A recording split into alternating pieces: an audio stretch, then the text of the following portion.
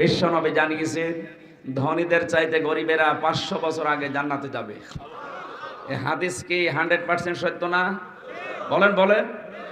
সুতরাং চট্টগ্রাম, সিলেট, ঢাকা বিভাগের যারা আছে তাদের তুলনায় রংপুর বিভাগের মানুষেরা এরা যে 500 বছর আগে জান্নাতে যাবে কোনো সন্দেহ নেই। নামাজ না পড়ে এটা বাদ দেওয়া যাবে না। ফরজ নামাজটা ঠিক রাখা লাগবে, নয়তো আপনি আল্লাহর জিম্মা থেকে বের হয়ে যাবেন। আল্লাহ যদি বলে যা তোর দায়িত্ব ছেড়ে দিলাম, পুলিশ দায়িত্ব নেবে? পুলিশে দেখলেন না 5 তারিখে দায়িত্ব ছেড়ে দিয়ে বলছে আমাদেরকে বাঁচান। কি অবস্থা হয়ে গিয়েছিল, পৃথিবীর ইতিহাস পাল্টিয়ে ফেলেছে এরা। 350 এমপি একবারে পালিয়ে যায় পৃথিবীতে, আমি শুনিও নি পড়িও নি, অথচ দেখলাম জাতীয় মসজিদের ইমাম পর্যন্ত পালিয়ে গেছে। কি আশ্চর্য দেশ গো, এটা মসজিদের ইমাম পালায়।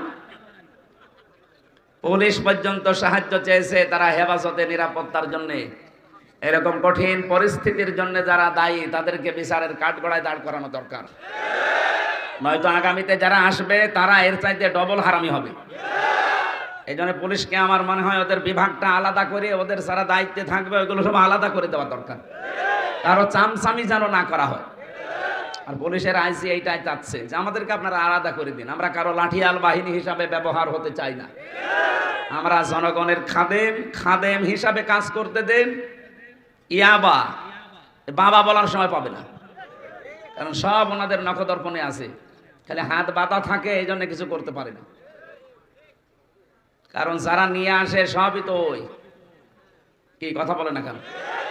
এই রংপুর বিভাগে যেখান থেকে এই বাবা ডাল এগুলো আসে, ওই সেই কক্সবাজারের টেকনাফ, ওখানে যিনি আল্লাহর ওলি বসে আছে বদি, ওনার মাধ্যমে এগুলো সব আসতেছে সারা দেশে। তো উনি একজন এমপি ছিল, ওনার বউ এমপি।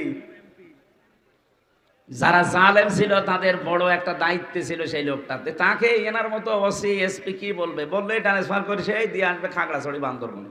বাধ্য হয়ে হাত বাঁধা ছিল, কিচ্ছু করতে পারতো না। কয়েকদিন আগে আমার মামলা সব খারিজ হয়ে গেছে, সবগুলো খারিজ হয়ে গেছে। বিচারপতি যিনি আছে উনি এইভাবে কাগজ দেখে বলছে যে কি দেখে বিচার করবো, এর তো ভেতরে কোনো মাল নেই, সব খালাস করে দিলাম। আমি বলতে গেলাম যে মাননীয় বিচারপতি আপনার কাছেই তো এই মামলা ছিল এই 3 বছর, অথচ তখন দেখতেন আর বলতেন না কিছু করার নেই, পরে আসে। অথচ আজকে যে কিছু বলছেন কোনো মাল নেই, আজকে কি নতুন ওহী নাযিল হচ্ছে? উনি এই কথাই আমার বলতো যে হুজুর আমার হাত বাঁধা ছিল। কি বাঁধা ছিল বলেন বলেন? আজ যেমন হাত খোলা আছে, ন্যায় বিচার করতে পারছি, আমরা চাই আগামীতে যারা এই দেশের দায়িত্বে আসবে 1628 জন মানুষ এই দেশে দায়িত্ব পালন করে, মেন দায়িত্ব, তার ভেতরে ওসি সাহেব আছে। এই 1628টা চেয়ারের হাত যেন আবু সাইদের মতো খোলা থাকে, এভাবে হাত খুলে দেন, ওনারা ন্যায় বিচার কায়েম করে দেখাবে। খাবারের ছড়ি যতদিন পর্যন্ত আবু সেহেল আবু লাহাবের মাথার উপরে ছিল ততদিন মানুষ না খেয়ে মরিস, কিন্তু ওই ঝড়ি যখন নবীজি মানুষ পাল্টিয়ে আবু বকরের হাতে ওমরের হাতে তুলে দিয়েছেন, বাড়িতে বাড়িতে খাবার পৌঁছে গেছে। এই ওসি থাকবে, শুধু সিস্টেমটা পাল্টিয়ে দেন, বাবা কোথায় আছে সব বের করে নিয়ে আসবে। হাত বাঁধা ছিল, আমরা চাই না এদেশে কিয়ামতের আগে আর কারো হাত বাঁধা থাক। এই কথা বলে না কেন? এই আইনগুলো পাশ করতে হলে মদখোর, জুয়াখোর, বাবাখোর দিয়ে হবে না, এই মানুষগুলো লাগবে। এনাদের মতো 151 জন তৈরি করে দেন এদেশ থেকে। যত রকমের আইন আছে কোরআনে কারিমের সবগুলো আপনি চোখে দেখতে পাবেন। 53 বছর তো বেশ দেখলেন, বাবা চালিয়েছিল, মানুষ দুর্ভিক্ষে মারা গেছে। আমি দেখি নাই কিন্তু শুনেছি আমার দাদার কাছে, দুর্ভিক্ষে মারা যায়নি স্যার? যখন বাবা চালিয়েছে তখন দুর্ভিক্ষে মারা গেছে দেশটা। পাশের জেলা বগুড়া, এখানকার কৃতি সন্তান শহীদ জিয়াউর রহমানও চালিয়েছে না, কাঙ্ক্ষিত মানের শান্তি নিয়ে আসতে পারে নাই, কারণ বাইরের বহির্বিশ্বের বহু চাপ ছিল। আপনাদের পাশের জেলা রংপুরে চাচা চালিয়েছে, পারে নাই। ভাবি চালিয়েছিল, পারে নাই। ববু চালিয়ে গেল, আমরা দেখলাম। এখন মাত্র দেখতে বাকি আছে এইটা দিয়ে, কোরআন শরীফ দিয়ে এই দেশ চললে কেমন দেখা যায়। 500টা আয়াত আছে এর ভেতরে, শরীয়তের বিধান 6666 আয়াতের ভেতরে 500 আয়াত শরীয়তের বিধান। এটা যদি সংসদে কায়েম করতে পারেন, আল্লাহর কসম এই দেশটা মিনি জান্নাত হয়ে যাবে। আমি আমি 500-র ভেতরে না না না খুব কম সময় আছে, কথা বলছে। এই 500-র ভেতরে একটা মাত্র পয়েন্ট বলছে, আমি ইঙ্গিত দিছি, তাও পারিবারিক জীবন নিয়ে। দেখেন বাকিটা কেমন লাগে। হযরত আদম যখন বললেন আমি তাকাতে চাই, ধরতে চাই, বলেন বিয়ে করা লাগবে, বলছে রাজি আছি। দেন মোহর দেওয়া লাগবে, বলে নেই। দেন মোহর না দিলে বিয়ে হবে না। আর যদিও দেন মোহর ছাড়াই দেশে বিয়ে হচ্ছে, না হয় না? সত্যি করে বলেন তো, দেন মোহর বাকি আছে এরকম মানুষ হাত বলেন তো। একজো এমএলএ মনে হয় বিয়ে শাদী বন্ধ হয়ে গেছে। না না না, মিথ্যা কথা বলা যাবে না ভাই। যারা দেন মোহর দেননি, এটা দেওয়া লাগবে, এটা মাফ চাওয়ার বিষয় না। কারণ এই বউ তো এই বিধান দেয়নি, এই বিধান দিয়েছে কে? ওয়াতুহুন্না উজুরহুন্না ফারিদা, এটা ফরজ। সুতরাং এই ফরজটা বাদ দিয়ে যারা সংসার করছেন, আপনার কিন্তু কিয়ামতে না জানি আবার জেনাকারের কাতারে ওঠা লাগে কিনা। এজন্য এই দুনিয়ায় সময় থাকতে এটা দিয়ে দেবেন, যার যা বাকি আছে দিয়ে দেবেন। ওসি সাহেব দিয়েছেন? হ্যাঁ আলহামদুলিল্লাহ। অনেক ওসি পায়, ও আমার ক্ষমতা আছে বলে দিতে চায় না, বলে দেব। বহুত আবার ভয় পায়, না জানি আবার কাছে অস্ত্র আছে। এই জন্য যারা দেননি, আমি হাসির ছলে কথাটা বললেও এটা ফরজ বিধান, আপনারা দিয়ে দেবেন আশা করছি। হযরতে আদম বললেন আল্লাহ আমার কাছে দেওয়ার মতো তো কিছু নেই। আল্লাহ বলেন আমার একজন নবী আছে, তিনি শেষে যাবে, মুহাম্মাদুর রাসূলুল্লাহ। সেই নবীর উপরে 10 বার দরুদ শরীফ পড়ো, এইটাই তোমার দেনমোহর হিসাবে কবুল হয়ে যাবে। বিবাহ হয়ে গেল। আমি কিন্তু 500-র ভেতরে মাত্র একটা বলছি, খুব খেয়াল করবে। আল্লাহ পাক এবার ডাক দিয়েছেন আদম নবীকে, ওয়াকুলনা ইয়া আদাম উসকুন আনতা ওয়া যাওজুকাল জান্নাতা ওয়া কুলা মিনহা রাগাদান হাইসু শি'তুমা। হে আদম, বউ নিয়ে এবার বাড়ি চলে যাও। এখানে প্রশ্ন হচ্ছে, জান্নাত হযরত আদম আলাইহিস সালামের বাড়ি আর আমাদের বাবার বাড়ি, কি কথা বলেন এখানে? আমাদের বাবার বাড়ি না? উনি আমাদের আদি বাবা, এই হিসাবে আমাদের বাবার বাড়ি ওইটা। তাহলে বউ নিয়ে বিয়ে করার পরে আল্লাহ আদেশ দিলেন বাড়ি যাও। বউ নিয়ে বিয়ে করে বাবার বাড়ি যাওয়া লাগে, এটাই সুন্নাহ নবীদের। অথচ এখানে অনেকেই বসে আছে ঘর জামাই। আপনি বউ নিয়ে বাবার বাড়ি যাওয়া দূরের কথা, আর নিজে সহ থেকে যাচ্ছেন। শব্দটার দিকে খেয়াল করেন। আল্লাহ পাক বলেন বউ নিয়ে বাড়ি যাও, শুধু এতটুকুই না, ওয়াকুলা মিনহা। আল্লাহ কিন্তু আংতা ওয়াকুলা দেয়নি, যে বাড়ি যে নিজে আগে মরণের খাওয়া খাও এরপরে বউকে দাও, না। আজ যারা চিল্লাচ্ছেন, বিশেষ করে আমির জামাত ডাক্তার শফিকুর রহমান, এই কথাটা বলার পর থেকে দেখি সারা দেশে নাস্তিক আর রাম আর বাম, বিশেষ করে নারী সংগঠনে যারা কাজ করে উঠে পড়ে লেগেছে। আজকে একটা টক শো দেখেছেন আমির জামাতের একজন উপস্থাপিকা মহিলা, তারে নিয়েও ফতোয়াবাদী চলছে। আরে ভাই, দেশে কি ইসলামের একটা আইন আছে আপনি ফতোয়া দেন? কোরআনের এই আয়াত থেকে আমরা কয়েকটা মাসলা পেয়েছি। প্রথম নাম্বারে আল্লাহ বলেন অকুলা বচন দিলাম, বউ নিয়ে বাড়ি যাও, নিজে যেই মানের খাবার খাবে ওই মানের খাবার স্ত্রীকে খাওয়াবে। আগে নিজে খাবে, এরপরে বউকে খাওয়াবে, কথা আল্লাহ দেয়নি। কথা বুঝতেছেন? এদিকে তাকান, তাড়াতাড়ি শেষ করেন তো ভাই। এখন আসলেন কোন কারণে? পরে আসতে পারতেন, পরে আসবেন, এখানে কেউ আসবেন না।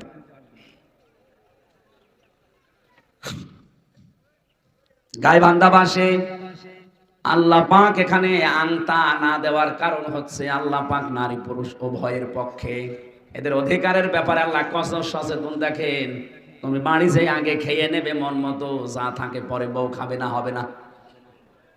জান্নাতে নিয়ে যাও বউকে নিজের বাড়িতে, যতটুকু খাবে সেই মানের খাবার খাবে। আল্লাহ একবারে বচন দিয়ে জানিয়ে দিয়েছেন ওই মানের খাবার ওই সাথে বউকে খাওয়ানো লাগবে। যেই মানের কাপড় পরবে ওই মানের কাপড় বউকে দেওয়া লাগবে। যেই মানের বিছানায় তুমি থাকো, যে মানের ঘরে থাকো, এরকম মানের ঘর তাকে দেওয়া লাগবে। আজ নারী স্বাধীনতা আন্দোলন, নারী বিপ্লব পরিষদ, নারী মুক্তি পরিষদ, কত সংগঠন, প্রায় 13টা সংগঠন কাজ করছে দেশে। কি করেছেন আপনি? ধর্ষণ থেকে বাঁচাতে পারেন না, সমকামিতা থেকেও বাঁচাতে পারছেন না। আজকে মহিলা পর্যন্ত ওরা আন্দোলন করছে, যার যারা সমকামিতার বিরুদ্ধে কথা বলেন 2 দিন পরে আপনারাও সমকামী হওয়ার জন্য আন্দোলন করবেন। বলেন নাউজুবিল্লাহ। বন্যা মির্জা নামে এক মহিলা এই ঘোষণা কালকে দিয়েছে। আমরা এখান থেকে জানাতে, এটা রেকর্ড হচ্ছে, সারা দেশে চলছে, এটা লাইভ চলছে, সারা পৃথিবী জানছে। সবাইকে জানাতে চাই আমরা মুসলিম, আপনার মতো অন্তর আমাদের পয়সে যায়নি যে আমরা সমকামী হয়ে যাব। কথা বলেন। যদিও কার ইশারায় কোন ফাঁকে কিভাবে কি হয়ে গেল আমরা জানি না। এই ফারুকের মতো মানুষকে উপদেষ্টা বানানো 96% মুসলমানের দেশে ঠিক হয়, কারণ এটা হিন্দুর চাইতেও খারাপ। এটা হিন্দু মানুষকে দিতেন, এই লোকটা সমকামী, এ প্রমোট করে সমকামিতাকে। নিজের এত সুন্দর স্ত্রীকে টাকা কামাতে লাগিয়েছে, বাকিটা না নাই বললাম। চলচ্চিত্রে যারা কাজ করে বলেন তো ওদের দেহ দেখানো ছাড়া আর কি আছে? আগেকার সিনেমা, নোবেল, নাটক, থিয়েটারে একটা শিক্ষা দিত, এখন কোন শিক্ষা নেই এগুলোই। আগে শুরু হয় ধর্ষণ দিয়ে, শেষ হয় ধর্ষণ দিয়ে। বাস্তবতা আপনি কোথায় নিয়ে গিয়েছেন? নিজের বউকে দিয়ে, যারা নিজের বউর দেহ, শরীর, বিভিন্ন জিনিস মানুষকে দেখিয়ে টাকা ইনকাম করে, এর চিন্তা ভাবনা, চরিত্র আর কত ভালো হতে পারে? তারে দিয়েছেন এই জায়গায়। আমরা চাই এখান থেকে তাড়াতাড়ি ওরে বিদায় দেন। সারা দেশের মানুষের একই কথা যে একে রাখা যাবে না।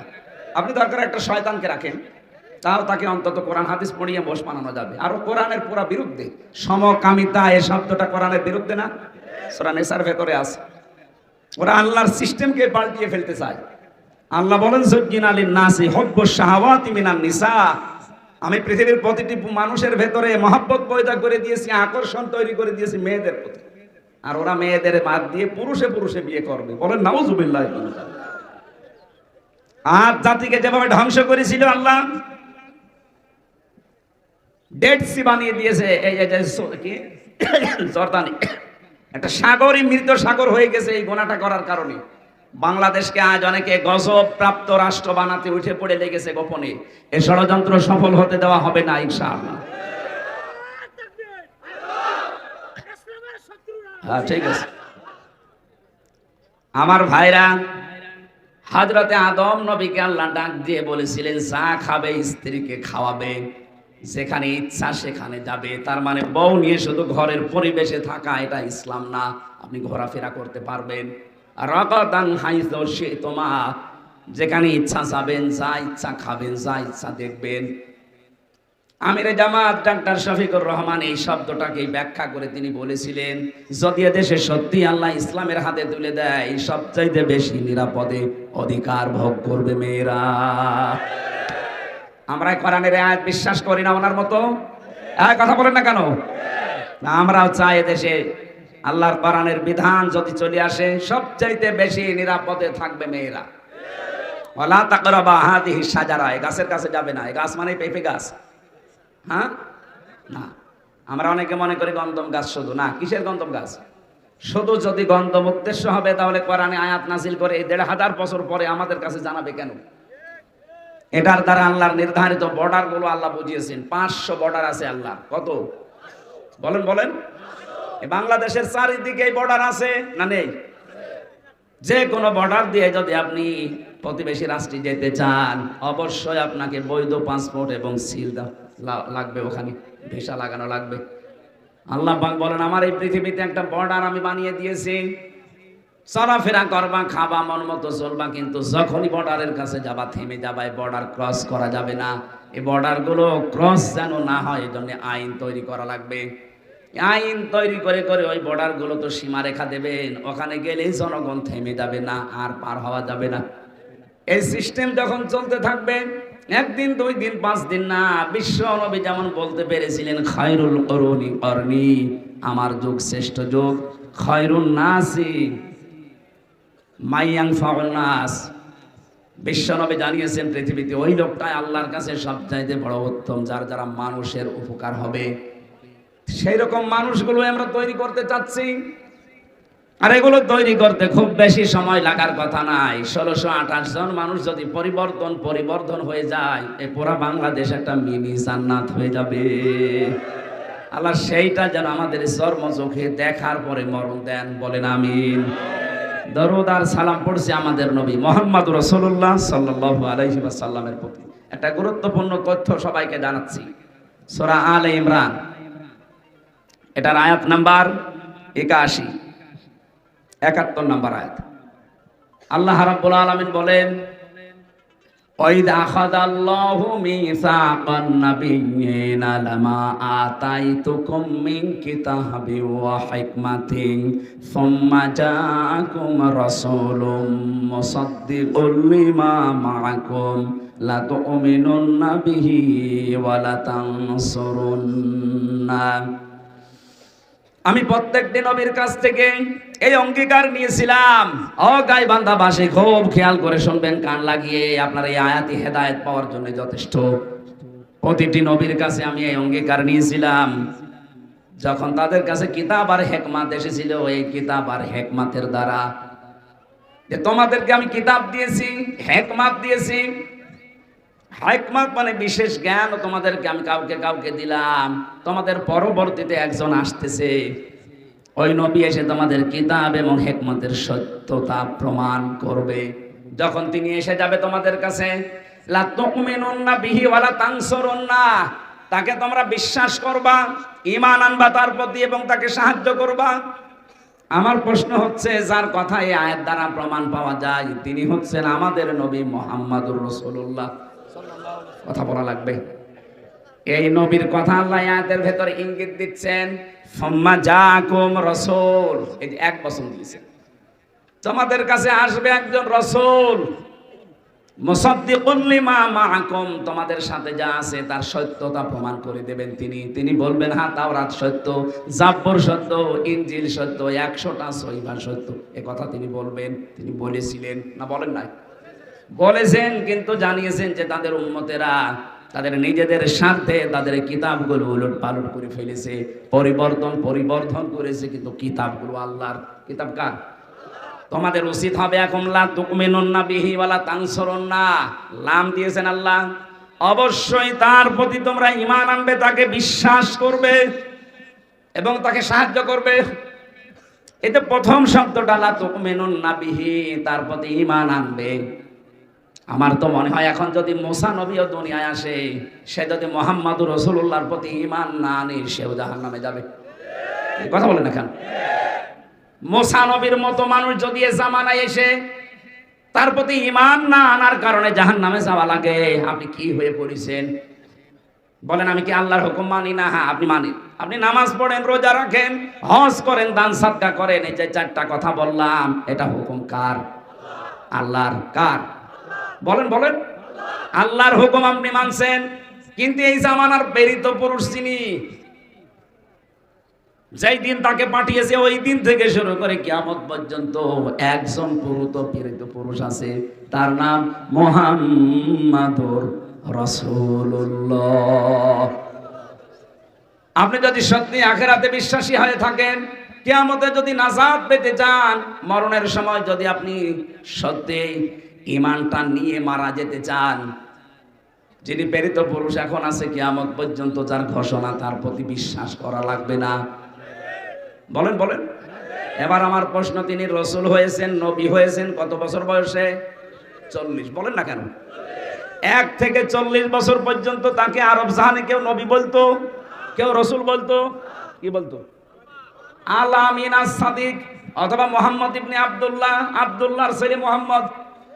তাকে যখন রাসূল বলা, নবী বলা আরম্ভ হয়েছে, তখন তার বয়স কত? আরো জোরে। 40 থেকে 63 কত বছর হয়? 23-এর ভেতরে 13 বছর তিনি মক্কায়। এই 13 বছরের জীবনে শুধু মার খেয়েছেন। এদেশের আজ হাজারো লক্ষ মানুষ বলে, হুজুরা এই 13 বছরের কথা বলতে পারেন না, একটু কান্নাকাটি করি। বললাম 13 বছরের কথা বলে আপনাদেরকে আমি কান্নালাম, কিন্তু বাকি এখনো যে তার জীবনে 10 বছর ছিল মদিনায়, আর 10 বছরে তিনি রাষ্ট্রপতি ছিলেন। কথা বলে না কেন? ওই কথাটা যখনই তুলে আনি তখনই বলে, হুজুর এটা তো দুনিয়ার কথা, এটা রাজনীতি, আপনার ঈমান তো আনা হচ্ছে না।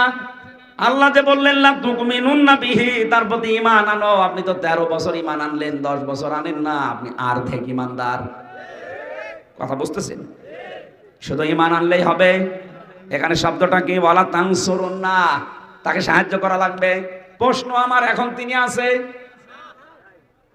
এই জবাব দেন না কেন? তিনি নেই, কিন্তু কিয়ামত পর্যন্ত এই আয়াতটা থাকবে না। কি মিন করেন আপনি? কিয়ামত পর্যন্ত হয়তো নবীজি এখানে নেই, থাকবেন না, কিন্তু তার নায়েব আছে। এই যে এটা দেখতে পাচ্ছেন, এটা তার নায়েব, স্থলাভিষিক্ত। উনি যা যা করেছেন, যা সাহায্য পেয়েছেন, ওনাকেও তাই তাই করা লাগবে, ওনাকেও সেই সাহায্য করা লাগবে। শুধু উনি না, যত মানুষ এলেম পেয়েছে দুনিয়া এবং এলেমের উপরে আমল করেছে, তাদেরকে আপনি বিশ্বাস করবেন, ঈমান আনবেন, তাদের প্রতি আপনি সাহায্য করবেন। প্রশ্ন আসতে পারে, হ্যাঁ, জাতীয় মসজিদের ইমাম কি আলেম ছিলেন না? নামে আলেম ছিলেন, কামে জালেম ছিলেন। নাই তো সেই লোকটা নৌকা নিয়ে দাঁড়াতে পারে? বলেন, একটা মানুষ কোনদিন নৌকা মার্কা নিয়ে দুনিয়ায় ভোটে দাঁড়ায়? কানিয়ে দাঁড়াতেন, তাও পাশ করতেন। আপনি জানছেন লোকটা জালেম। হাদিস শরীফ এটা কেউ যদি জেনে শুনে কোনো জালেমকে সাপোর্ট দেয়, কিন্তু লোকটা জানে যে লোকটা জালেম, সে যেন নবীর উম্মত থেকে বের হয়ে যায়। ও তো নিজে জানতো যে জালেমা হাজার হাজার মানুষকে গুম করেছে, খুন করেছে, আয়না ঘরে রেখেছে, কত মানুষকে মিথ্যা মামলা দিয়েছে, মিথ্যা সাক্ষী দিয়েছে, জানতো না? এতে জানার পরও কওমি জননী উপাধি দিলেন কোন কারণে? আপনি আলেম আর নেই, কারণ জ্ঞান অনুযায়ী আপনার আমল হয়নি, আপনি জালেম।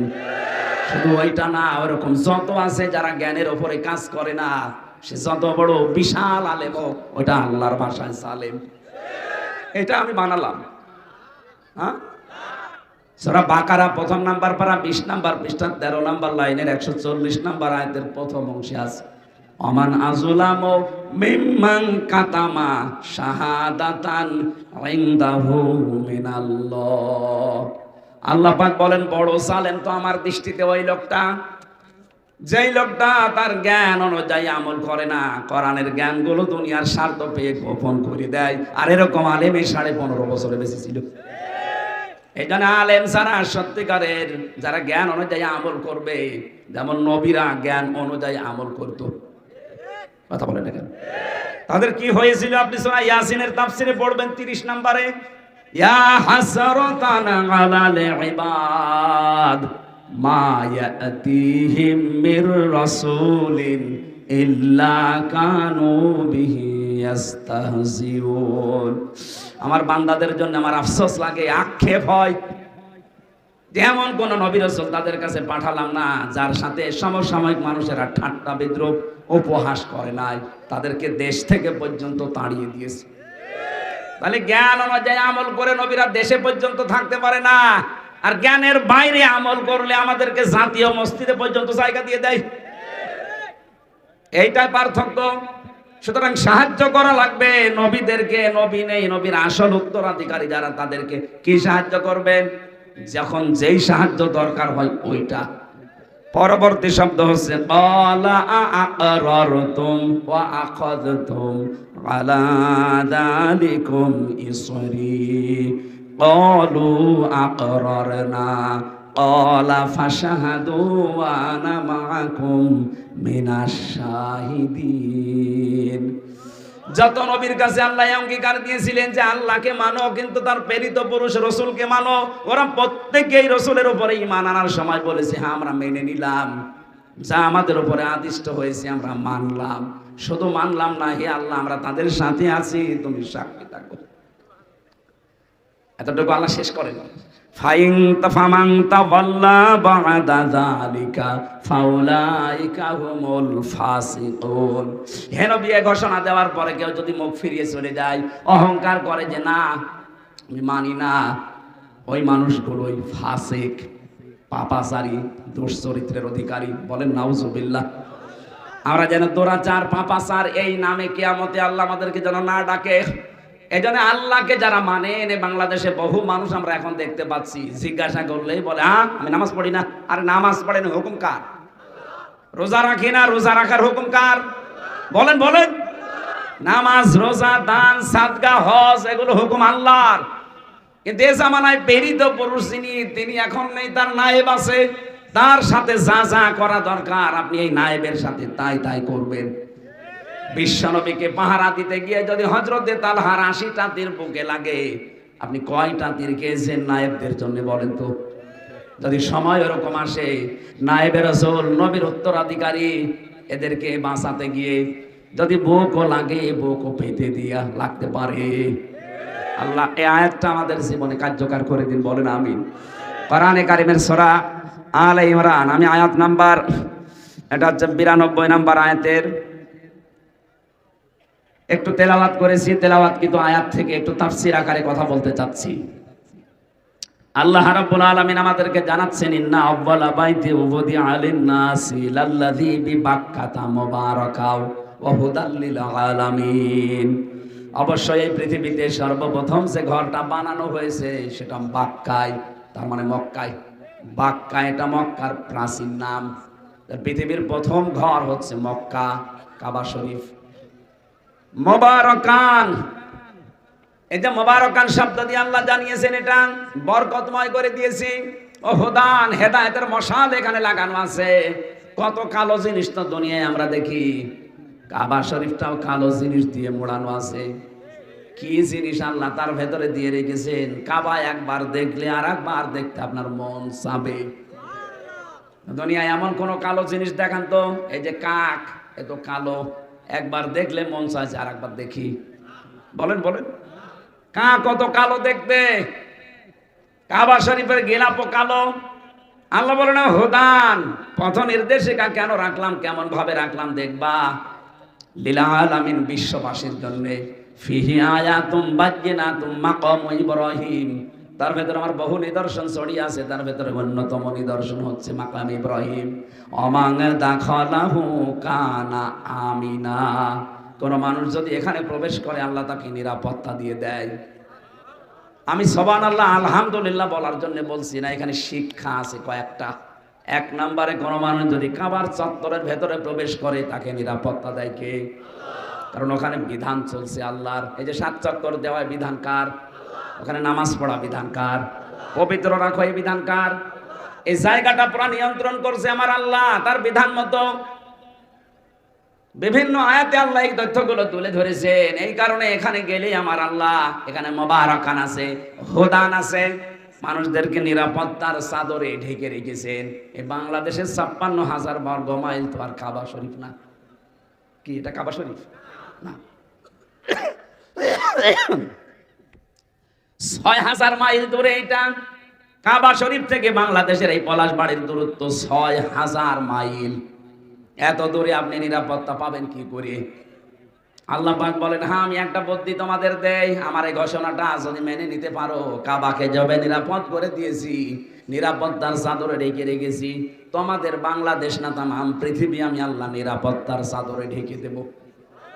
এখন আমরা আমাদের এই 56,000 বর্গ মাইলের বাংলাদেশকে কাবার মতো নিরাপদ বানাতে চাই না। বলেন বলেন। চাচা এরশাদ তো বলেছিল, ঘরে থাকলে ঘুম, বাইরে থাকলে ঘুম। আমরা এইটা চাই না। আমরা এমন একটা চত্বর বানাতে চাই বাংলাদেশকে, যেখানে কাবা শরীফের মতো আমরা নিরাপদ, স্বস্তি, শান্তি নিয়ে চলাফেরা করতে পারি। এবার আসেন এই আয়াতের ব্যাখ্যায় আল্লাহ নিজে জানাচ্ছেন। সূরা আনআম 82 নম্বর আয়াত, আল্লাযীনা আমানু ওয়া লাম ইয়ালবিসু ঈমানাহুম বিযুলমিন উলাইকা লাহুমুল আমনু ওয়া হুম মুহতাদুন। রব্বুল আলামিন বলেন, যারা ঈমান আনে আর ঈমানের সাথে যদি শিরিক মিশ্রণ না করে, এখানে জুলুম মানে শিরিক, যারা তাদের ঈমানের সাথে বিজুলমিন মানে বিশিরকিন, শিরিককে মিশ্রণ করবে না, উলাইকা লাহুমুল আমনু, এই মানুষগুলো আমি আল্লাহর পক্ষ থেকে নিরাপত্তার হকদার। তাহলে আমরা নিরাপত্তা যদি চাই, দেশে শিরিক মুক্ত বাংলাদেশ গঠন করা লাগবে। আমাদের আজ চিন্তায় চেতনায় শিরিক, আমাদের কাজে কর্মে শিরিক, বিশ্বাসে শিরিক, আমাদের কর্মজীবনেও শিরিক। এই জন্য শিরিক থেকে পবিত্র হয়ে যে মানুষগুলো মরণের বিছানায় আছাড় দিয়ে পড়বে, আল্লাহ সুসংবাদ দিয়েছেন তাদের জন্য, খুব ভালো করে শুনবেন। আল্লাযীনা তাতাওয়াফাহুমুল মালাইকাতু তাইয়্যিবিনা ইয়াকুলুনা সালামুন আলাইকুম উদখুলুল জান্নাতা বিমা কুনতুম তা'মালুন। সূরা নাহাল কি 32 নম্বর আয়াতে আছে।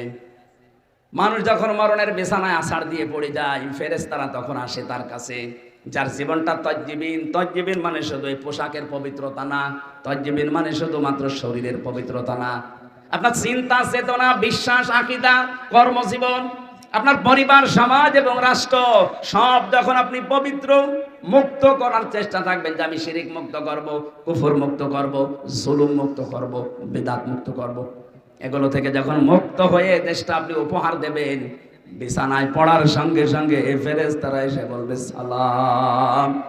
ও বান্দা, তোমার পবিত্র করার জন্য তোমার দেহ, শরীর, তোমার কর্মজীবন, তোমার অর্থ সম্পদ সব কিছুকে পবিত্র করার জন্য বহু চেষ্টা তুমি করেছো। এই চেষ্টার ফল আজকে এই সালাম, শান্তি তোমার উপরে। উদখুলুল জান্নাহ, প্রবেশ করো ওই জান্নাতে, বিমা কুনতুম তা'মালুন, যে কাজগুলো করেছিলে তার বিনিময়ে। জোরে বলেন সুবহানাল্লাহ। এরকম একটা মরণ আমরা কামনা করি, বলেন বলেন। এটা করতে হলে এই দেশকে শিরিক মুক্ত করা লাগবে। শিরিক কি? আল্লাহ যেটা পারে ওইটা অন্য কেউ পারে, এই বিশ্বাস করার নাম শিরিক। কথা বলে না কেন? সন্তান দিতে পারে কে? অন্য কেউ পারে, বিশ্বাস করার নাম শিরিক। যারা করে সে মুশরিক। কথা বলে না কেন? আল্লাহ পাক এই জামানে এই দুনিয়া বানিয়েছেন, আলা লাহুল খালক ওয়াল আমরু, বানিয়েছে আমি, হুকুম চলবে আল্লাহর। সুতরাং আল্লাহর বানানো জমিনে অন্য কারো হুকুম চলা মানে শিরিক। আমরা তো এই শিরিক থেকেই মুক্ত হতে চাই। বলেন, 53 বছরে এইটাই করতে যাচ্ছে, যে আল্লাহ বানিয়েছে তার আইন দিয়ে এখানে চলবে, নাকি তার আইন অকার্যকর, অচল, পুরাতন, চলে না।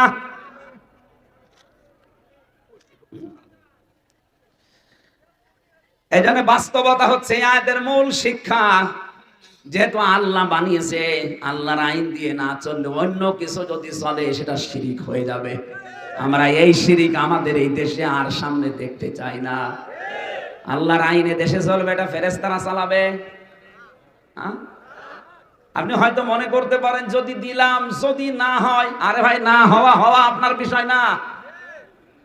হযরত ইব্রাহিম অগ্নিকুণ্ডে যখন জ্বালিয়ে দিচ্ছিল তাকে, ও ব্যাঙ কোনোদিন বিশ্বাস করে না যে আমার এই পোষাবে বিশাল অগ্নিকুণ্ড নিভে যাবে না, কিন্তু সে শুধু সাহায্য করেছিল। আল্লাহ এইটাই কবুল করে ব্যাঙের পোষাবো পাক বানিয়ে দিয়েছেন। আপনার হয়তো একটা টিপে কিছু হবে না, কিন্তু আল্লাহর আইন যারা চায় না তাদের চাইতে অন্তত যারা চাচ্ছে আপনি বোঝাতে চাইবেন ওই ব্যাঙের মতো, আল্লাহ আমি কিন্তু দিয়েছি, হওয়া না হওয়া তোমার ব্যাপার। তারপর একটা সুসংবাদ দিয়ে যাচ্ছে, এই বাংলাদেশে আগস্টের 5 তারিখের আগ পর্যন্ত এদেশে মাত্র 100 জনের 15 জন মানুষ চাইতো যে ইসলাম দেশে কায়েম হোক। কিন্তু আগস্টের 5 তারিখের পরে আমি 17 দিনের একটা হিসাব পেয়েছিলাম। তার মানে আগস্ট মাসের 31 তারিখে আপনি ধরেন, এই 31 তারিখ পর্যন্ত যে জরিপ বাংলাদেশে ছিল, 100 জনের প্রায় 58 জন মানুষ তখন চাইতো এদেশে ইসলাম কায়েম হোক। এখন আপনি ভ্যান চালক 10টা জিজ্ঞাসা করবেন, এর 10টার ভেতরে 8টাই বলবে আমরা এদেশে ইসলাম চাই।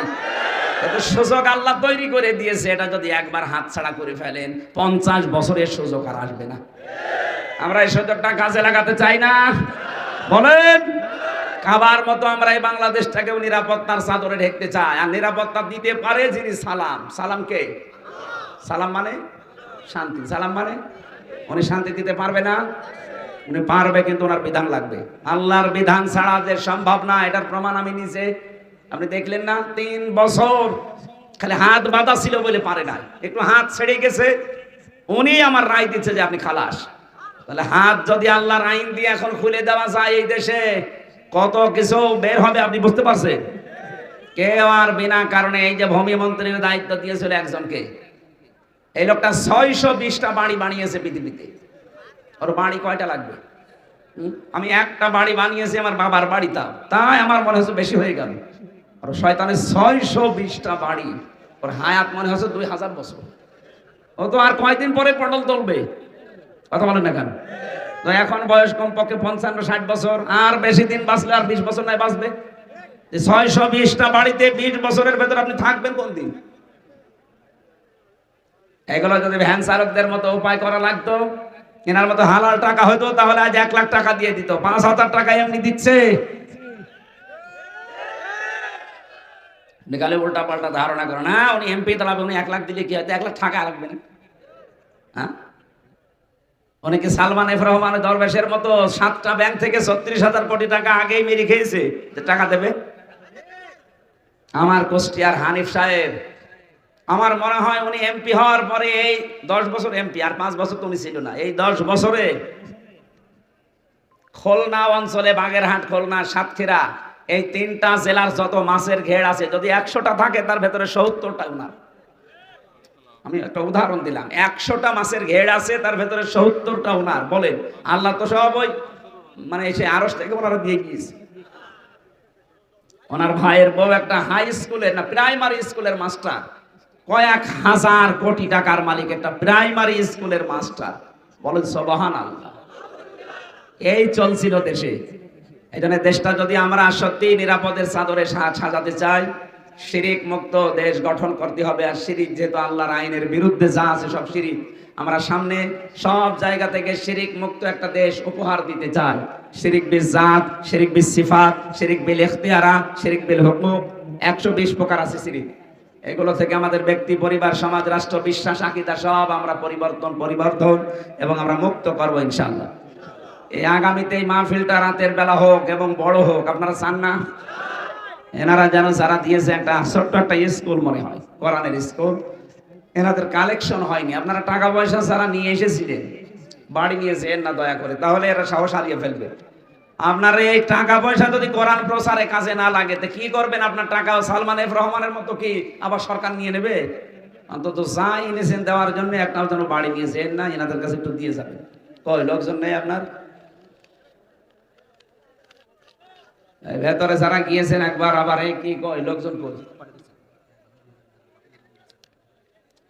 আর এখানে ধনী মানুষ এলাকায় আমি তো জানি নেই, তারপরেও যদি 500, 1000, 2000 টাকা দেওয়ার মতো লোক থাকে, তাহলে কমিটির কাছে বলি না, ওনারা সাহস যেন হারিয়ে না ফেলে, অন্তত আগামীতে যেন আবার দেয়। আল্লাহ রাব্বুল আলামিন আমাদের মনের খবর জানেন। উনি আমাদেরকে যা বললাম মন থেকে বলেছি, আল্লাহ কবুল করুন, আল্লাহুম্মা আমিন।